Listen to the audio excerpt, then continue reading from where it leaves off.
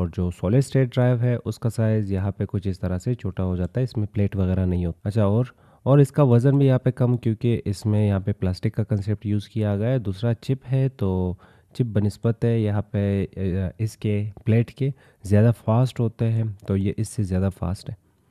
अब एक और चीज़ बताता चलो, यहाँ पे ये सबसे ज़्यादा एक्सपेंसिव भी होगा। अगर आप यहाँ पे 128 GB का हार्ड डिस्क लेते हैं और मान लें वो हार्ड डिस्क 128 GB का आपको पड़ रहा है 600 रुपये का, 500 रुपये का।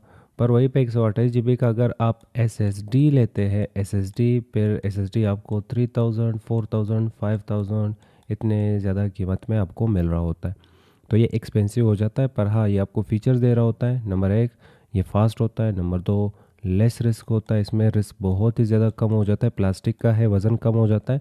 तो अगर आप यहाँ से इसे गिरा दो तो ये हाथ पे अगर ये मतलब गिरेगा तो ज़ाहिर बात है प्लास्टिक की चीज़ है, वज़न कम होगी तो नुकसान कम होगा। और इसमें रिस्क सिर्फ और सिर्फ 10% का होता है डेटा लॉस करने में या डेटा लॉस होने में।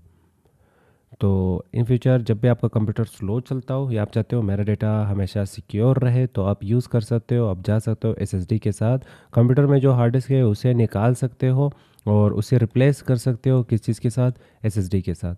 SSD कंप्यूटर को फास्ट भी चलाता है। अगर एक कंप्यूटर आपके पास है वो ऑन होने में 2 3 5 मिनट लगा रहा है और डेटा को प्रोसेस करने में भी ऐसा ही काम कर रहा है, वो लोडिंग के बाद चीज़ें लेके आ रहा है। तो आप सिंपल यहाँ पे इसके इनसाइड जो हार्ड डिस्क होगा, जो HDD होगा, उसे रिप्लेस कर लो SSD में।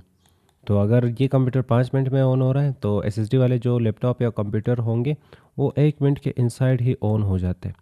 दूसरा, इसमें जो डेटा होगा किसी भी सॉफ्टवेयर को आप ओपन करोगे बहुत ही फास्ट तरीके से वो आपको रिस्पॉन्स दे रहा होता है और बहुत ही फास्ट तरीके से वो चल रहा होता है।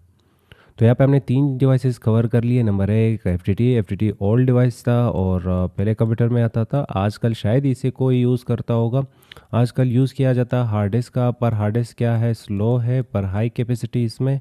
तो इसे रिप्लेस किया किसने, एस एस डी फास्ट हुआ और इसमें भी हाई कैपेसिटी होती है स्टोरेज का। यहाँ नेक्स्ट आ रहा है NVMe, नॉन वोलेटाइल मेमोरी। ये भी आप समझ सकते हो एडवांस वर्जन है SSD का और ये भी छोटे से चिप होते हैं। और ये SSD से भी ज़्यादा कंप्रेस्ड है। तो ये समझ लें SSD अगर साइज़ इतना लेता हो तो ये जो NVMe है इसका साइज़ आपको SSD का हाफ मिलेगा। तो ये SSD से भी ज़्यादा छोटे हो जाते हैं और ये एडवांस